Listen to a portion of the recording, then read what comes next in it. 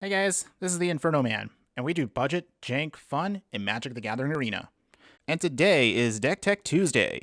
Now, before we get into it, if you'd like the content that I do put out there, I would greatly appreciate it if you hit me up with a like, or even better, subscribe to me. It does show me that people do care about what I do.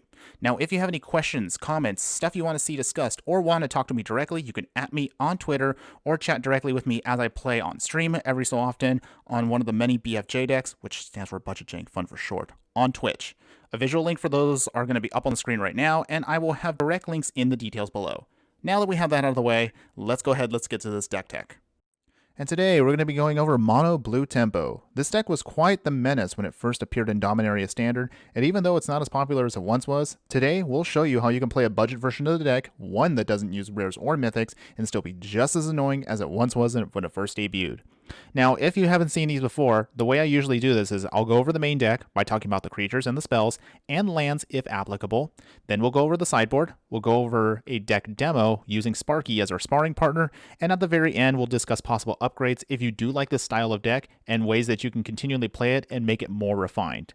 Alright, so let's begin now with the creature plan. We have 2 Pteramander, 4 Spectral Sailor, 4 Siren Storm Tamers, 4 Brineborn Cutthroats, and 2 Mistral Singers. So Pteramander is a 1/1 flying Salamander Drake for 1.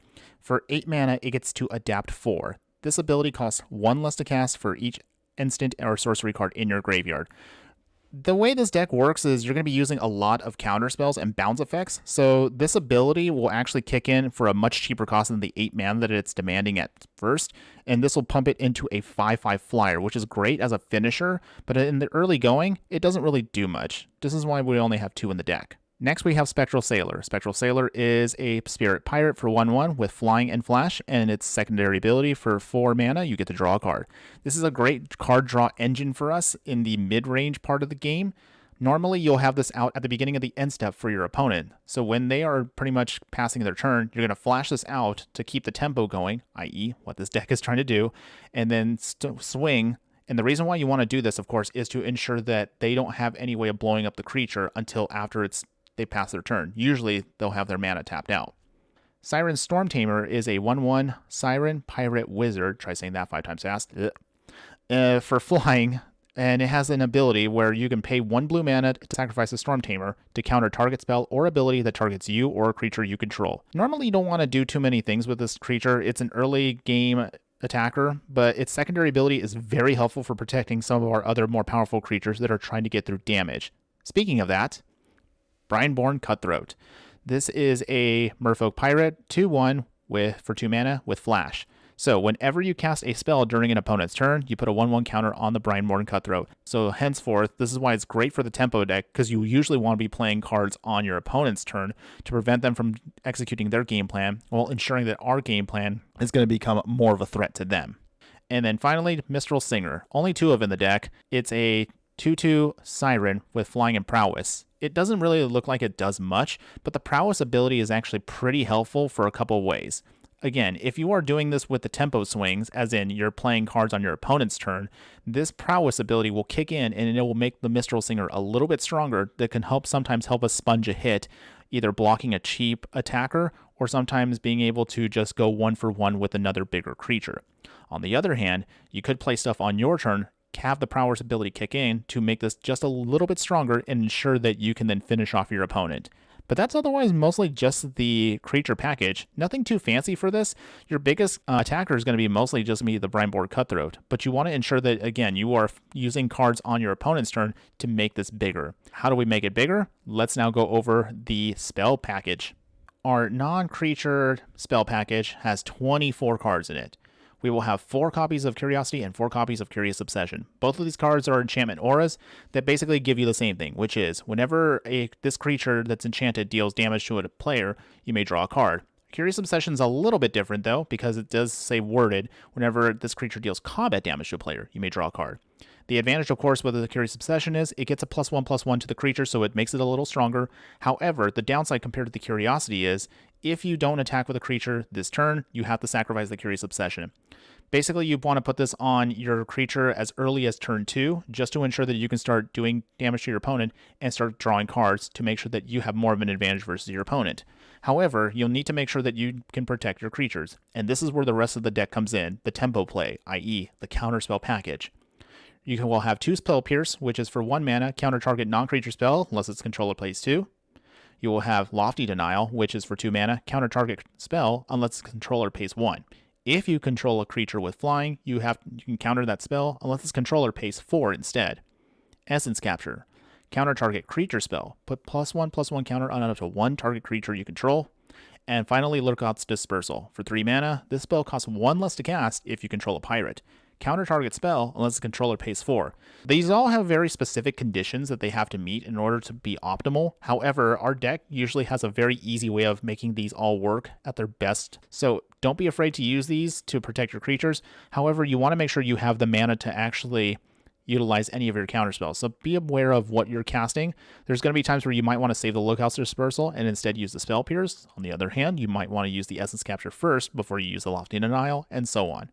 Our final spell is going to be Blink of an Eye. For 2 mana at instant speed, you get to return target non-land permanent to its owner's hand. If that spell was kicked, draw a card. The kicker cost is 2 more mana. So this helps us bounce some things that we may not have a way of dealing with directly, whether we couldn't counter it, or if it's maybe an artifact or an enchantment that's going to cause us problems.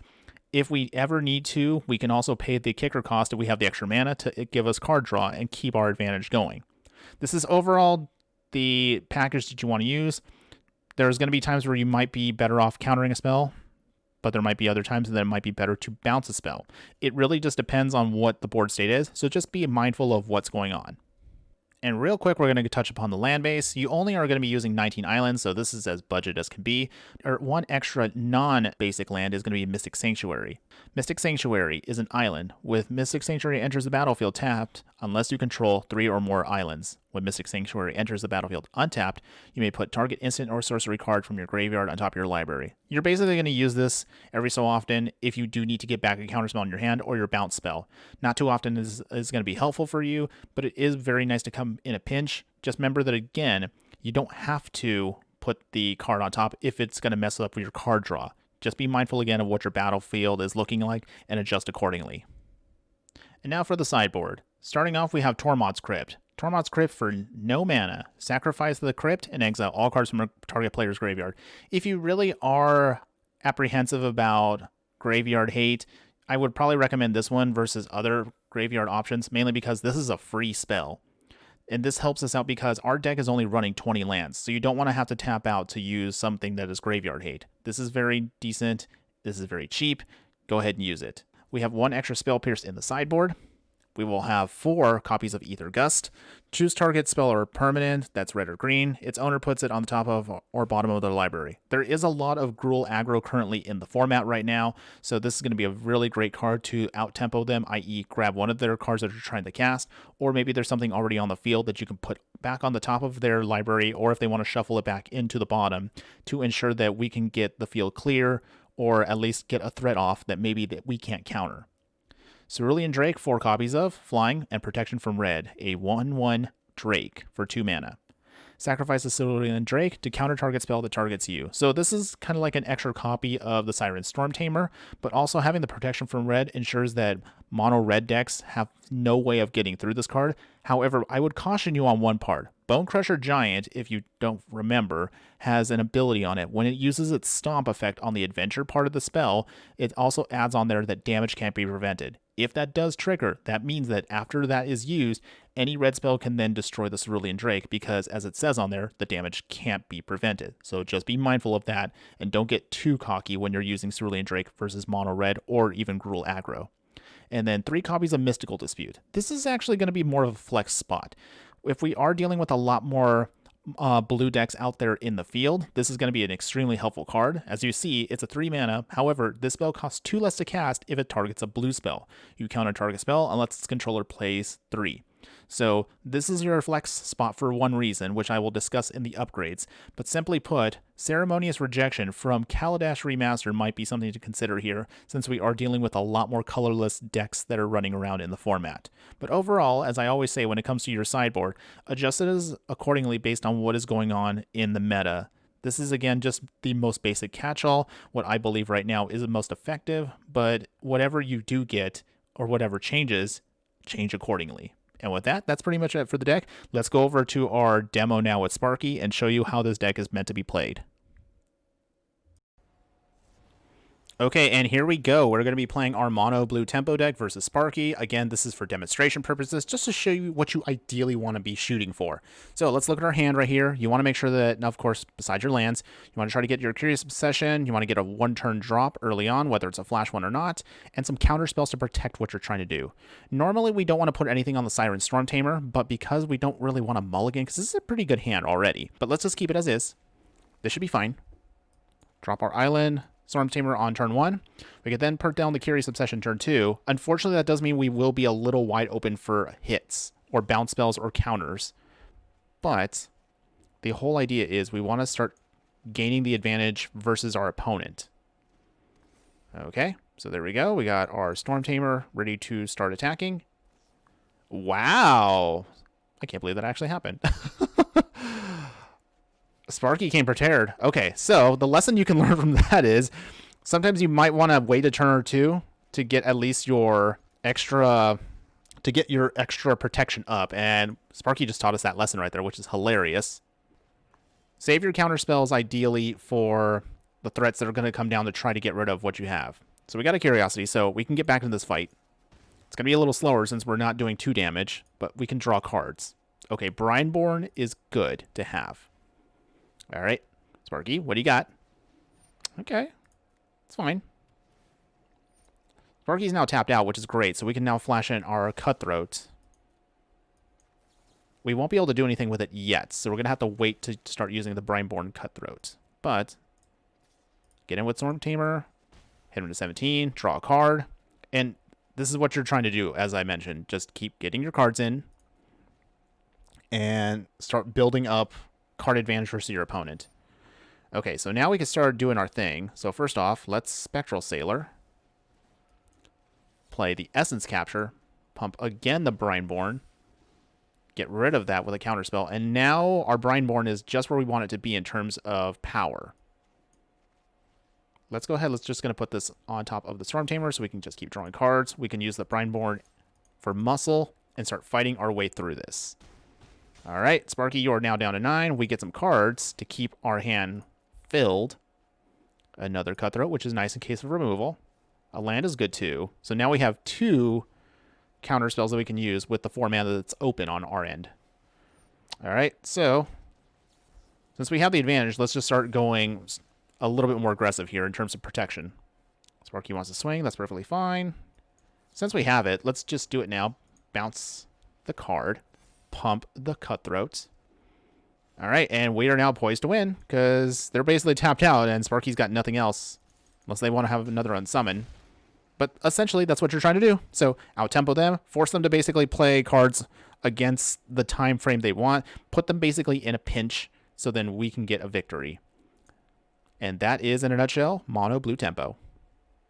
And now as for upgrades to consider for the tempo deck, thankfully there's actually not much you really need to do. The majority of the deck I would say is already optimized as is, but these cards right here, if you want to spend the rares or mythics, can help make it a little bit more refined. Starting with Castle Vantress. Castle Vantress enters the battlefield tapped unless you control an island. You tap it to add blue, or pay 4 and tap it to scry 2. In the mid-game, when you are probably running out of options, or maybe you've used up all your counter spells, the Vantress can help us fix our draws. Simply put, 1 or 2 copies is really all you need if you really want to use it. Not exactly something that's essential, again, something just to consider. Sea Dasher Octopus. An octopus that is 2/2, and for 3 mana, you have a flash ability and a mutate for 2. When this creature deals combat damage to a player, draw a card. A couple copies of this could replace either maybe your bounce spells or maybe some of your creatures like the Salamander. Really up to you. Not really much that needs to be said about this. It's just an extra Curious Obsession and a Curiosity, but it's on a creature. So you can either add it to one of your creatures or just flash it in for its full mana cost if you need a body on the field. Brazen Borrower. For 3 mana, a 3/1 with flash and flying. Brazen Borrower may only block creatures with flying. And its adventure ability. For instant speed at 2 mana, return target non-land permanent an opponent controls to its owner's hand. This is basically a 2-for-1 card. Get rid of your Blink of an Eye, use the Brazen Borrower instead. Fantastic card because it could still do the bounce effect, but it also now has a creature on it, which does 3 damage on hit, which is pretty good. Just consider that at least 2 copies minimum if you are looking for an upgrade. And as for replacing the Mistral Singer, use Tempest Djinn here. Tempest Djinn for 3 blue mana, 0/4, flying. Tempest Djinn get +1/+0 for each basic island you control. This deck runs all islands. This is going to get bigger no matter what you do, and it is permanently going to get bigger. So it's not temporary like the Mistral Singer's Prowess ability. In theory, the Prowess could actually get stronger than the Tempest Djinn on a single turn, but over the long term of the game, the Tempest Djinn is going to be just the superior option. So replace those as soon as you can with Tempest Djinn if you actually want to play this deck in the long term. The only downside to the Tempest Djinn I can think of is this card doesn't otherwise see any use outside of Mono Blue Temple, just as an FYI if you don't want to spend the cards. And there you have it. That is Mono Blue Temple. So, what do you think? Are you the kind of player that enjoys throwing off your opponent's game plan with counterspells and bounce effects? Do you think that I missed anything in the deck tech that you would recommend? Either way, just let me know in the comments below. So, thanks again for watching, guys. Be sure to like and subscribe if I helped you out or at least entertained you. And until next time, when in doubt, jank 'em out. Later.